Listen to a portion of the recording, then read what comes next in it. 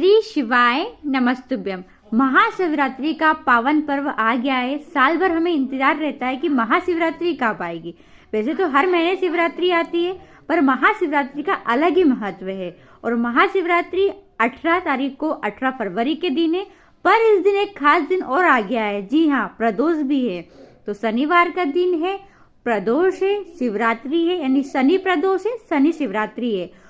ये दोनों तिथि एक ही दिन आ गई है। सोने पे सुहागा है। दोनों दिन महादेव के अत्यधिक प्रिय दिन है।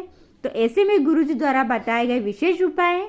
यह जो उपाय है विशेष शनि प्रदोष पड़े, शनिवार की शिवरात्रि पड़े और शिवरात्रि और प्रदोष एक ही दिन पड़े तो करने वाले ये विशेष उपाय है, आप जरूर कीजिएगा।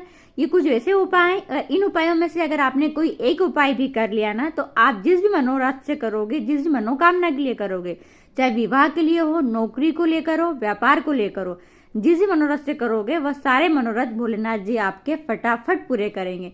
तो चलिए शुरुआत करते हैं वीडियो की। स्वागत है आपका मोदी जी ऑफिशियल चैनल पर। अगर आपने अभी तक चैनल को सब्सक्राइब नहीं कर रखा है, प्लीज चैनल को सब्सक्राइब कीजिएगा। और हाँ, कमेंट में हर हर महादेव बोल बम का नारा है, बाबा एक सहारा है, जरूर लिखिएगा। गुरुजी ने कहा है कि जो भाग्य होता है वो देव लिखते हैं और भाग्य को परिवर्तन कौन करते हैं? महादेव करते हैं। पहला उपाय, आपको ऐसा लग रहा है कि आपके चारों रास्ते बंद हो गए। जी हाँ, चारों रास्ते बंद हो गए। कुछ समय नहीं समझ आता है कि हम क्या करें। मतलब मन में ऐसा आता है कि क्या हम सुसाइड कर लें, ऐसी नौबत आ गई है। कर्जा बढ़ गया है, नौकरी नहीं लग पा रही है, व्यापार चालू करते हैं बंद हो जाता है, ठप हो जाता है, बच्चों का विवाह नहीं हो पा रहा है। आप बहुत परेशान हो गए हो, चारों तरफ से रास्ते बंद हो चुके हैं। इस उपाय को करना, आपके चारों रास्तों में से एक रास्ता तो आपका खुल ही जाएगा। क्या करेंगे देखिए, शनिवार की प्रदोष पड़ रही है तो आपको क्या करना है? प्रदोष काल के समय इस उपाय को करना है। जी हाँ, कब करेंगे? प्रदोष काल के समय। आपको लेना है 8 दीपक बनाना है। 8 दीपक आप चाहो तो आटे के, आप चाहो तो माटी के। अगर माटी के दीपक उपयोग में लोगे तो कोरे दीपक जो होते हैं माटी के, मिट्टी के, वह लेना है। या तो फिर 8 दीपक आप आटे से भी बना सकते हो। ठीक है, जैसा उचित लगे आप करिएगा। उसके अंदर आपको रखना है गोल बाती। जी हाँ, और भरना है उसके अंदर घी। समझ में आ गया इतना? अब आपको थोड़ी सी काली तिल्ली लेना है, थोड़ी काली तिल्ली और 1 लोटा जल लेकर आपको जाना है प्रदोष काल के समय महादेव के मंदिर। शिवरात्रि का पावन दिन है, आप जरूर करना। क्या करोगे? शाम के समय, प्रदोष काल के समय मंदिर जाकर, मंदिर के सामने बैठकर, सबसे पहले आपको शिवलिंग के सामने बैठकर सबसे पहले शिवलिंग के ऊपर आपको काली तिल्ली बाबा को समर्पित कर देना है। थोड़ी सी काली तिल्ली शिवलिंग के ऊपर समर्पित करने के बाद 1 लोटा साफ जल आपको शिवलिंग पर समर्पित करना है। ठीक है, इतना करने के बाद अब 8 दीपक आप लेकर गए हो तो पहले 1 दीपक आपको बाबा के सम्मुख रखना है।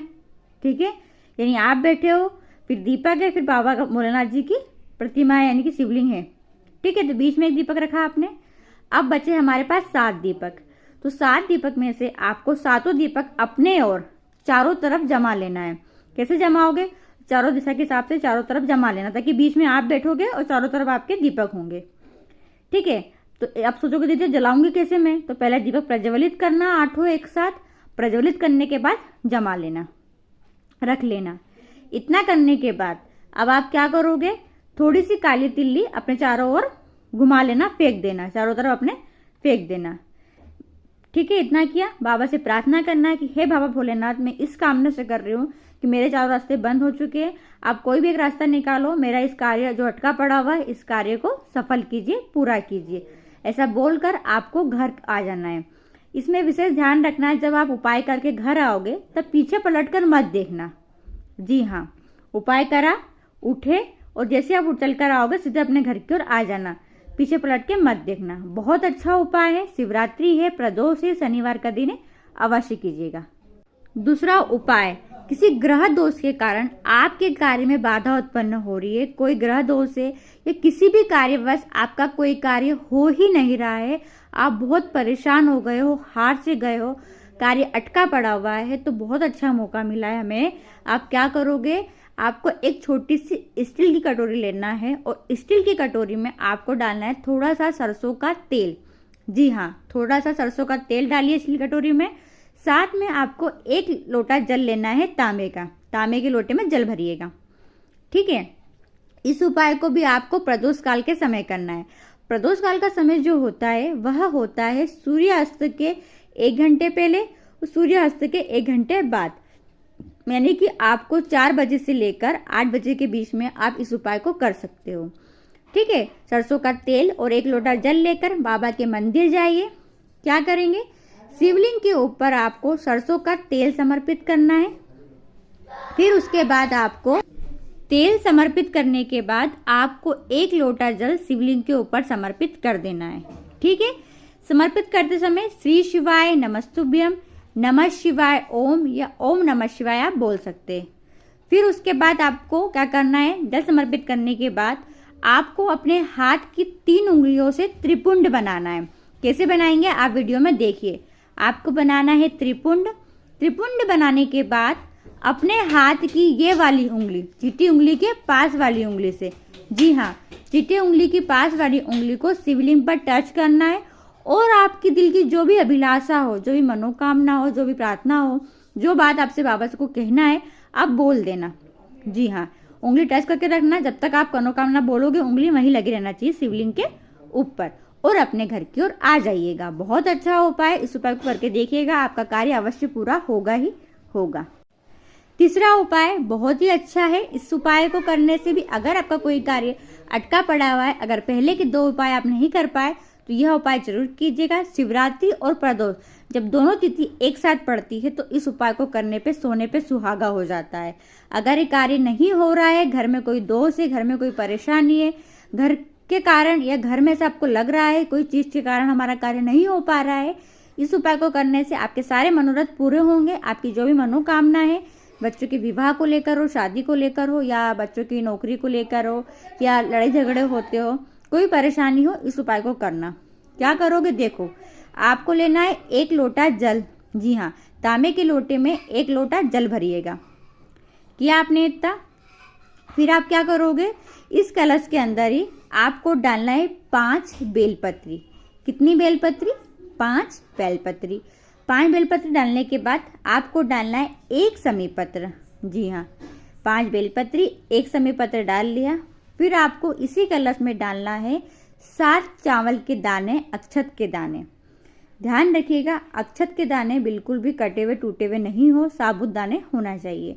आपने इसी कलश के अंदर डाल लिया है। ठीक है, ये कलश बनकर तैयार हो गया। इस उपाय को भी आपको प्रदोष काल के समय ही करना है।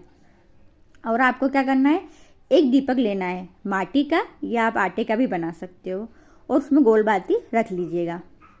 अब क्या करोगे, देखो ध्यान रखना, आपको अपने घर के मंदिर में 1 दीपक लगाना है। जी हाँ, प्रदोष काल के समय घर के मंदिर में दीपक लगाकर फिर इस कलश को लेकर आपको महादेव के मंदिर जाना है। आपके घर के आसपास जहाँ भी मंदिर हो, भोलेनाथ जी का शिवालय हो, वहाँ आपको जाना है। पर जब आप घर से निकलोगे तो घर में ही दीपक लगाओगे, और जब मंदिर की ओर आगे बढ़ोगे तब आपको चप्पल नहीं पहनना है पैर में। इस बात का ध्यान रखना, आपको बिना चप्पल के ही जाना है। महादेव के मंदिर जाएंगे। महादेव के मंदिर जाकर आपको इस कलश जल का पूरा ऐसी कैसी उंडेल देना है, बाबा को समर्पित कर देना है। समर्पित पूरा ऐसी कैसी करना, बेलपत्र भी डाल देना, समीपत्र, चावल के दाने, पूरी सामग्री आपको शिवलिंग के ऊपर समर्पित कर देना है। फिर आपको क्या करना है, वहीं पर दहलीज पर ही बाबा के दहलीज पर बैठ जाना है, और 5 बार, 7 बार या 3 बार आपको मंत्र का स्मरण करना है। तो ध्यान रखना, अगर महिला कर रही है तो वह बोलेगी नमः शिवाय ओम।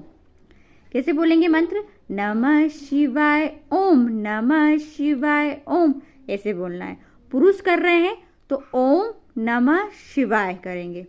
जी, या फिर आप दोनों नहीं कर पाए और पति और पत्नी साथ में जा रहे हैं अगर, तो नमः शिवाय ओम या ओम नमः शिवाय बोलेंगे। और अगर ये नहीं बोल पाए तो श्री शिवाय नमस्तुभ्यम मंत्र का स्मरण कर सकते हैं। 3 बार, 5 बार, 7 बार मंत्र का जाप करना, 2 क्षण बैठना, अपनी प्रॉब्लम बोलना, परेशानी बोलना, तकलीफ बोलना, और फिर अपने घर की ओर आ जाना। यकीन मानने का बहुत अच्छा मौका मिला है। कोई अगर आप इस दिन उपाय करोगे तो बाबा आपकी जरूर सुनेगा। श्री शिवाय नमस्तुभ्यम। वीडियो पसंद आए तो कमेंट में भी श्री शिवाय नमस्तुभ्यम अवश्य लिखिएगा।